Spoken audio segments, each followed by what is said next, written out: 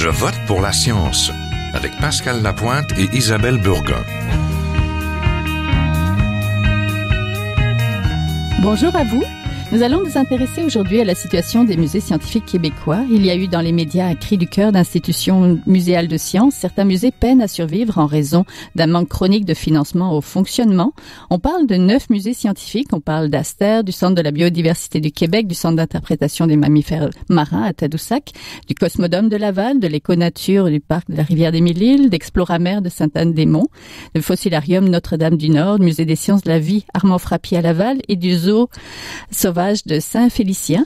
Au Québec, les musées de sciences représentent 14% des institutions muséales québécoises, mais environ 35% des visiteurs qui vont au musée. Alors, comment agir pour soutenir ces centres de production de culture scientifique, la composante savante de la culture?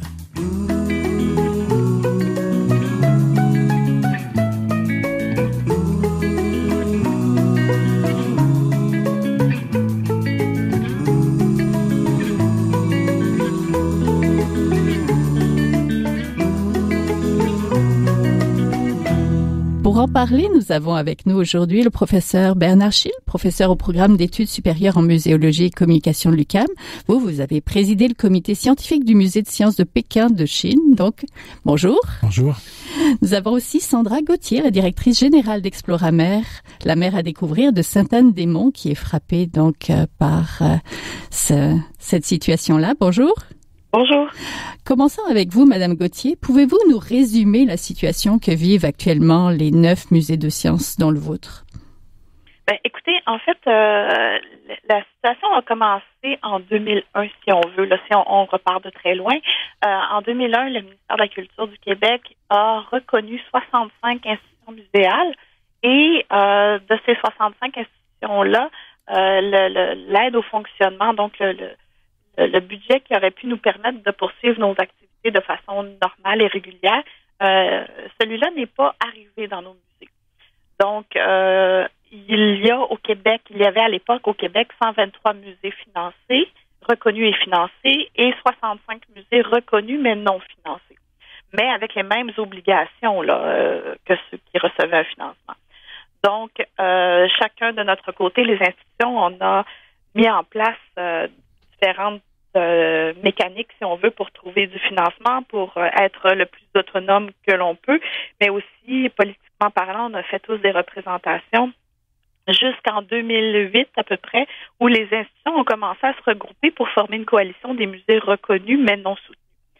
Donc, ces musées-là ont fait beaucoup de représentations au ministère de la Culture et il y a certains mouvements qui ont été faits donc en 2012, à l'époque où Mme Saint-Pierre était ministre de la Culture, une première aide au financement, au fonctionnement de nos institutions avait été accordée là, sous forme de projet pilote.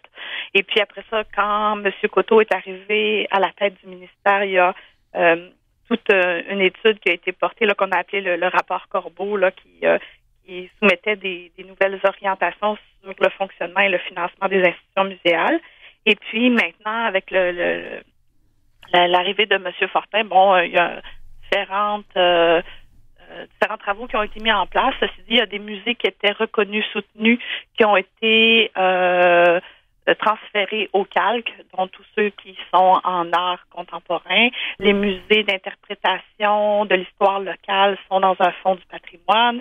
Il y a des musées qui ont perdu leur financement de façon dégressive, puis il y a des musées qui l'ont obtenu. Dans cette mécanique-là, on a aussi appris en mars 2016 que les musées de sciences ne faisaient plus partie du champ de compétences du ministère de la Culture. Sauf qu'aucun autre ministère n'a levé la main pour accueillir les musées de sciences. Donc, c'est là où on en est aujourd'hui. Puis c'est un peu là que ça... Oui, c'est une situation qui perdure depuis mars 2016. Professeur Schill, le manque de financement et de soutien des musées de sciences, ce n'est pas nouveau. C'est un problème qui est récurrent. Oui, ce n'est pas nouveau au Québec. Non, pas du tout. On dirait que la science et la culture scientifique est un peu le parent pauvre de la culture ici au Québec, malheureusement, bien entendu. Oui, c'est un manque de reconnaissance aussi de la culture scientifique. Oui, c'est... De la part du gouvernement, quelque part? Oui, je dirais c'est un peu une forme de cécité de la part du gouvernement. Une espèce d'incapacité de voir la réalité du monde contemporain, puisque les sciences sont véritablement la dynamique, en quelque sorte, de notre modernité. Les sciences sont présentes dans le moindre des objets quotidiens, et elles nous donnent même les mots, en quelque sorte, que nous utilisons tous les jours pour nous penser à la fois comme êtres humains interagissant les uns avec les autres et comme société. Elles sont véritablement au cœur de notre société d'aujourd'hui. Oui. Donc, il est tout à fait désarmant, en quelque sorte, de constater que la culture scientifique, malgré cette présence constante, ramifiée de partout, n'a pas la visibilité qui devrait lui revenir de droit, en quelque sorte. Oui, en 2017. Oui, en 2017. Et c'est d'autant plus inquiétant dans une société comme le Québec, qui, somme toute, est une toute petite société comparée aux grandes sociétés. Je pense évidemment à l'Europe, je pense à l'Asie avec l'Inde, je pense à la Chine, qui investit des ressources considérables dans le développement de la culture scientifique, et qui est parfaitement consciente du rôle que doit jouer la culture scientifique dans le développement des sociétés modernes. Donc, il est tout à fait surprenant qu'au Québec, on ne donne pas cette visibilité qui serait requise, parce que tous les pays sont en quelque sorte en concurrence les uns avec les autres pour tenter de renouveler ce qu'on pourrait appeler une main-d'œuvre qualifiée. Oui. Et la fameuse relève. Oui, c'est la fameuse relève, bien entendu. Et la fameuse relève n'est pas qu'une question de mots, c'est un véritable problème qui va déterminer la capacité future des pays de rester en quelque sorte dans la course, si on peut dire les choses comme ça. Oui. Voilà. Madame Gauthier, pour ceux qui ne vous connaissent pas, pouvez-vous nous parler brièvement de vos activités de culture scientifique? Un musée comme le vôtre est important dans la MRC de Haute-Gaspésie, non? Il n'y en a pas beaucoup? Non, en fait, en Haute-Gaspésie, malheureusement, on est récipiendaire du titre de la MRC la plus pauvre du Québec. Donc, déjà, le portrait est pas facile ici. La région ne compte qu'un seul musée, donc Exploramer, mais la région ne compte non plus aucune institution post-secondaire. Donc ici, on n'a pas de cégep, on n'a pas d'université non plus. Donc, pour les jeunes qui se rendent au secondaire 5, ils s'exilent de la région s'ils veulent poursuivre leurs études, ou ils décident d'aller vers le marché du travail avec un secondaire 5. Donc, l'Exploramer ici est la seule entité qui fait le transfert du savoir au-delà de notre école publique secondaire. Donc, c'est très important pour la région ici. Économiquement parlant aussi, en fait, on parle de l'économie du savoir. Exploramer se qualifie en tout point dans cette économie-là. Touristiquement parlant, on est ici l'attrait touristique majeur de la MRC aussi. Donc, on a un musée qui a 30 emplois, puis 30 emplois dans une région comme la nôtre, c'est très important. 30 emplois en Haute-Gaspésie, c'est comme 2000 emplois dans la région de Montréal. Donc, c'est un employeur majeur ici, Exploramer. Au niveau de nos activités, nous, on aborde les sciences de la mer, l'océanographie, la biodiversité marine. Donc, on est situé directement sur le quai de Sainte-Anne-des-Monts. Nos activités se passent en 2 volets, en 2 périodes annuelles. Donc, on a la saison touristique de mai à octobre, où là, on fait de l'interprétation du milieu marin à l'intérieur du musée, où on a 3 expositions, et aussi in situ, donc directement en mer et sur le littoral. Et puis, la saison d'hiver, en fait, l'équipe d'interprétation se déplace. On est dans toutes les écoles de la Gaspésie, du Bas-Saint-Laurent pour offrir des activités pédagogiques. Oui. Professeur Schill, les musées scientifiques sont fort divers et leur situation varie selon leur localisation, leur appartenance à une institution ou une ville. Vous avez quelques statistiques pour nous, mais moi j'aimerais savoir, chaque province au Canada a son musée, mais pas le Québec. Oui, en gros, on peut dire que chaque musée, chaque province canadienne a un musée de sciences important. Au Québec, bien entendu, on a le Centre des sciences. On a le Centre des sciences à Montréal, oui, bien sûr, mais qui a été une initiative fédérale, qui n'a pas été une initiative provinciale. Et on se souvient qu'il y avait eu, il y a quelques années déjà maintenant, un projet de science, un projet de musée de sciences au Québec, dont il avait été beaucoup question, qui avait conduit à des rapports, à des recommandations, mais qui n'a jamais vu le jour.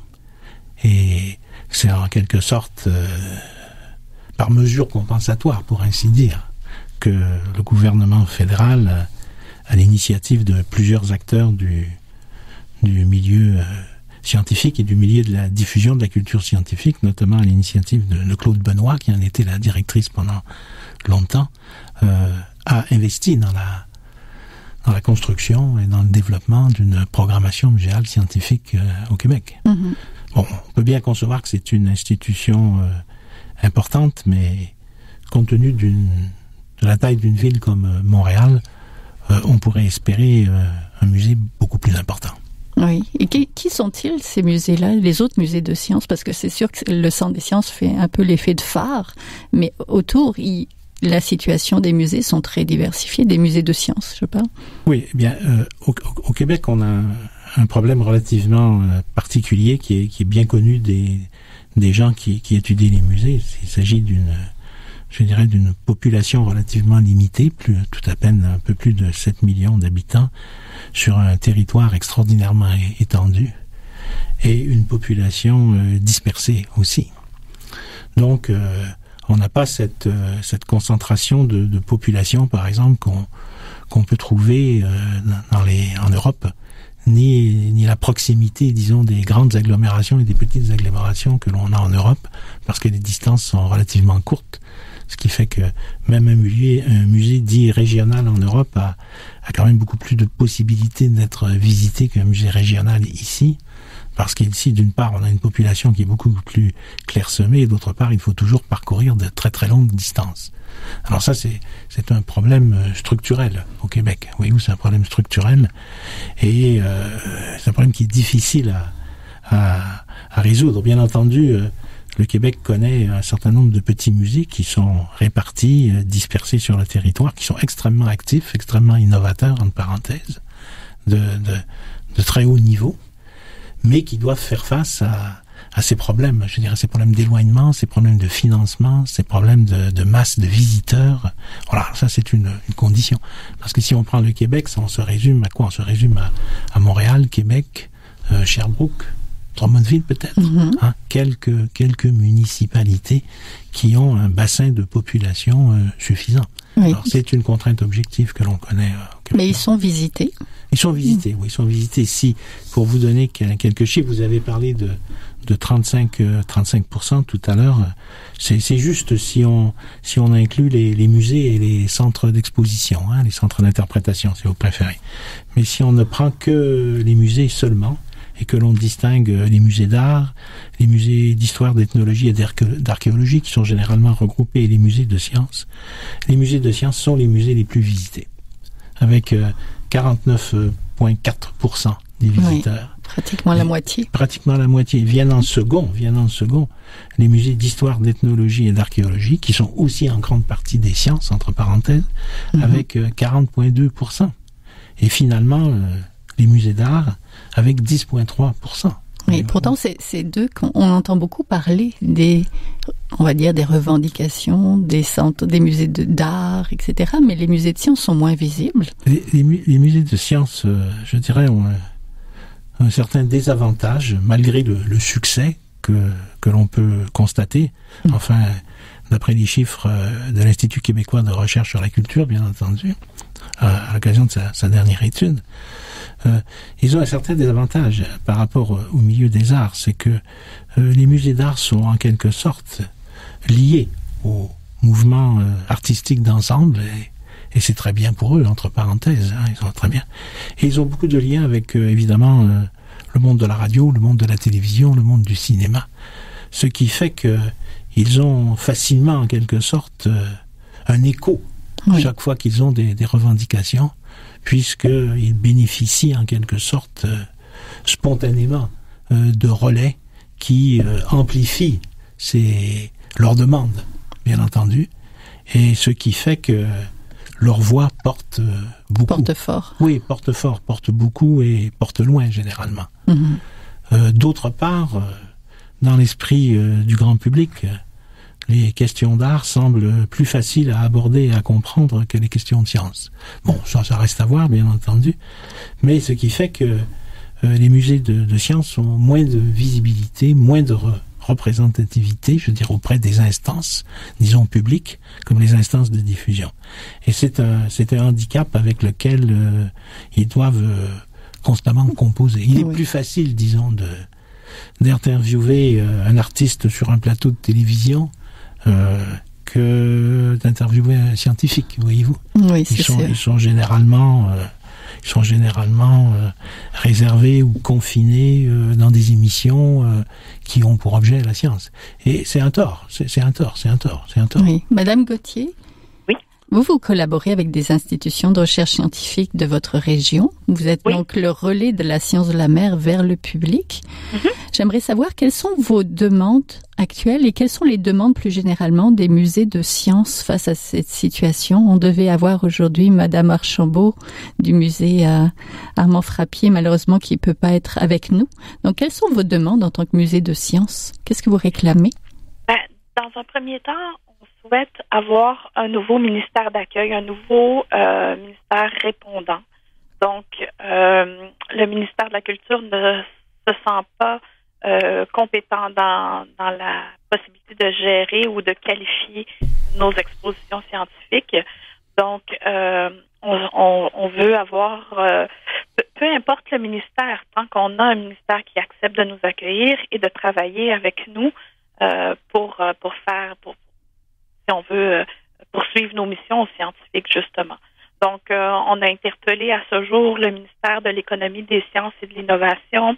On a aussi eu la chance d'être accueilli et de rencontrer M. Rémi Quirion, qui est le scientifique en chef du Québec, qui est bien au fait de la situation et qui épouse notre cause sans conteste.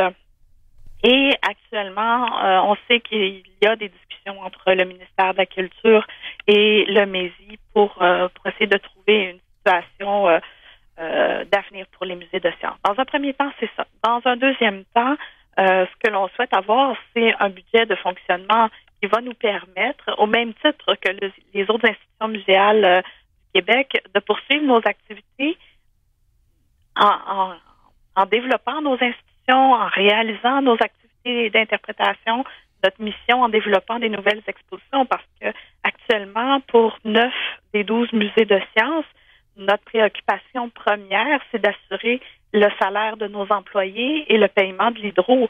Donc, pendant qu'on passe notre temps à chercher des sommes pour le fonctionnement de nos institutions, on réalise pas notre mission pendant ce temps-là. Donc, c'est nos deux objectifs. Donc, un nouveau ministère d'accueil et un budget de fonctionnement pour nos institutions. Oui, et de pouvoir peut-être conserver votre collection vivante, parce que vous avez une collection vivante au musée. Oui, en fait, nous, ici à Exploramer, c'est notre priorité, évidemment. Donc, la collection, c'est sûr que nos animaux mangent tous les jours, ont besoin d'une qualité de vie, d'une qualité d'eau. On a un problème actuellement parce que la municipalité ici va chlorer son eau dans les prochains mois, donc on ne pourra plus utiliser l'hiver l'eau de l'aqueduc alors qu'on est à 30 mètres d'une parfaite eau salée directement du milieu marin. Donc, il manque pas grand-chose pour ça, mais bon, ça fait partie de nos préoccupations quotidiennes. Donc, il faut assurer cette stabilité-là de nos institutions si on veut poursuivre la mission, c'est bien certain. Oui, professeur Schill, donc vous sentez, là, il y a beaucoup de préoccupations, même quotidiennes. Un musée de sciences, c'est pas un musée rentable, donc on peut pas espérer qu'il vive par lui-même, qu'il arrive à attirer assez de monde, surtout hors saison d'été, pour pouvoir fonctionner tout seul. Si je peux me permettre une généralisation, je dirais que il n'y a aucun musée qui est rentable, quel qu'il soit, sur la planète. Le musée est d'abord une responsabilité, enfin je dirais le soutien à la culture, et par le soutien à la culture, le soutien au musée comme forme particulière de la culture, je pense que c'est d'abord une responsabilité de l'État. Voilà.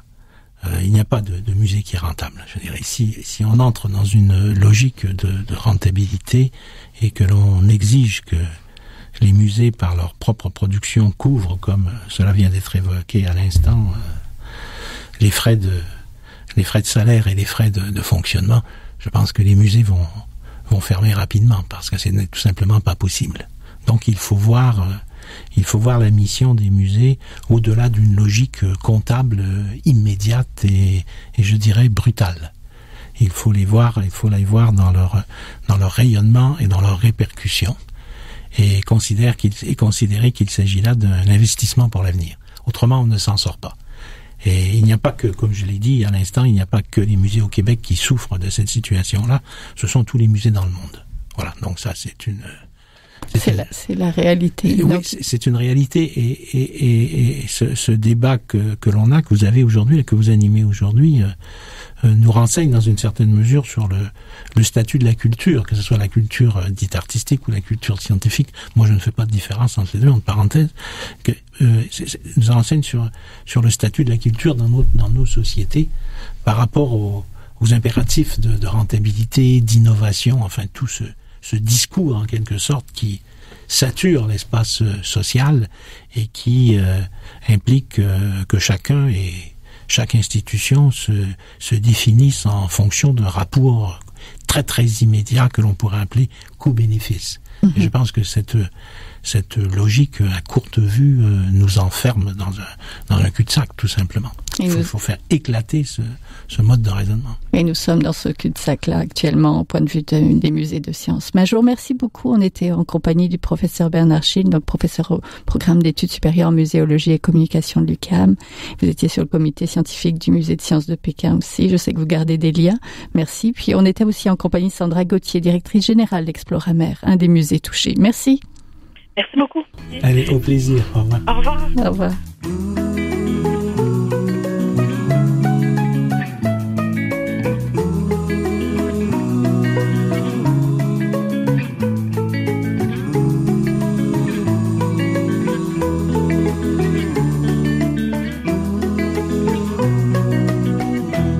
C'est le temps de la chronique. Aujourd'hui, nous rejoignons José Nadia Drouin, la directrice de l'agence Science Presse et chroniqueuse sur la littérature scientifique. Aujourd'hui, José Nadia, tu vas me parler du pharmacien. Vous allez nous parler du pharmacien. Oui, exactement. En fait, je me disais que si vous êtes toujours à la recherche du cadeau parfait, là, à quelques jours du grand congé des fêtes, là, que ce soit pour tante Germaine ou oncle Gaston, là, vous savez, là, ces proches qu'on aime tant, mais qui ont toujours une opinion sur tout, c'est le cadeau idéal. Il faut leur offrir le 3e tome de la série Le Pharmacien, la Bible des arguments qui n'ont pas d'allure. Un petit mot d'abord sur le pharmacien, pour ceux qui ne connaîtraient pas. Celui qui se cache derrière ce pseudonyme, c'est Olivier Bernard. Il est pharmacien de profession. Il a travaillé pendant quelque temps aussi dans l'industrie pharmaceutique. Puis depuis quelques années, déjà, il tient un blog là, très populaire où il s'identifie lui-même comme un pharmacien impertinent qui simplifie la science et anéantit la pseudo-science. Rien de moins. Il a déjà aussi à son actif 2 livres du même genre, le guide de survie pour petits et grands bobos, et différencier le vrai du n'importe quoi en santé. Donc, là, les titres, ça vous donne une idée là, déjà du ton là, de ses propos. Olivier Bernard anime aussi, scénarise et produit du contenu pour une série télé que vous connaissez peut-être, c'est Les Aventures du pharmacien, présenté à Ici Explora. Le livre, maintenant, je vous l'avoue d'emblée, là, je l'ai beaucoup aimé.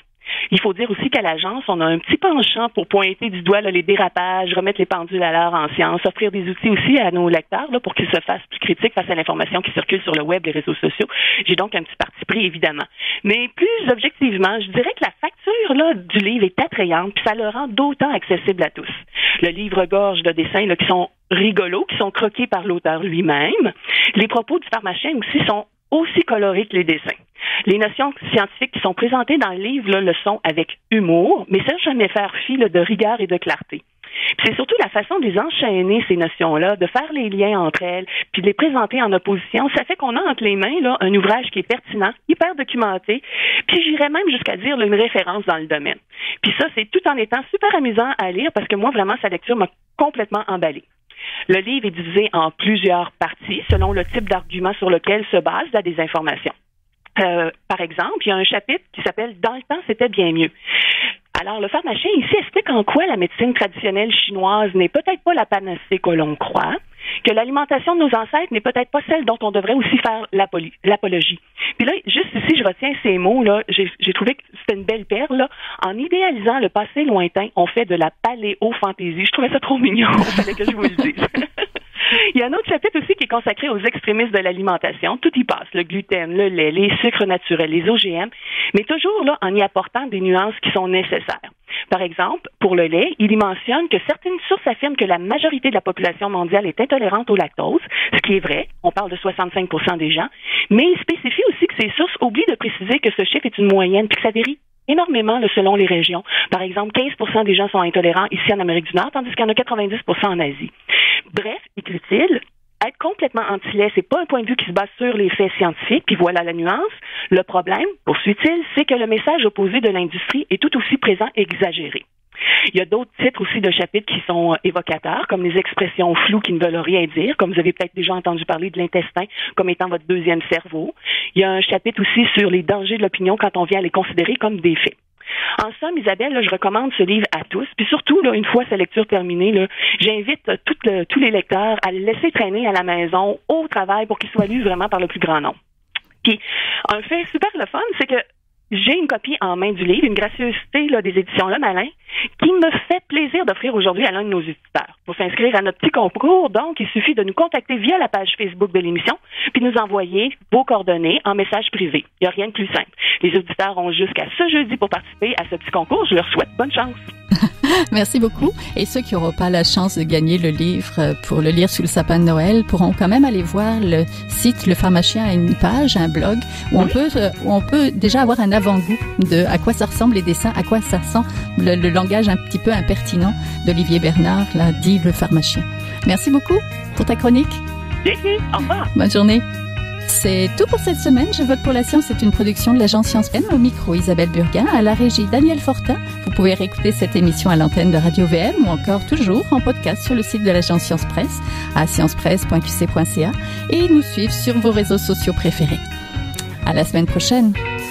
Jin Zhaohua est un chercheur typique de ceux pour qui les progrès de la bioinformatique ont préséance sur le sens biologique et pour qui la grosse science constitue la seule logique. On y parle de génome, de transcriptome et de spliceosome, de traductome, de protéome et de foldéome, de kinome, de protéasome, mais pas du glaucome de Guillaume, de signalosome vers les lysosomes, et puis E.T. phone.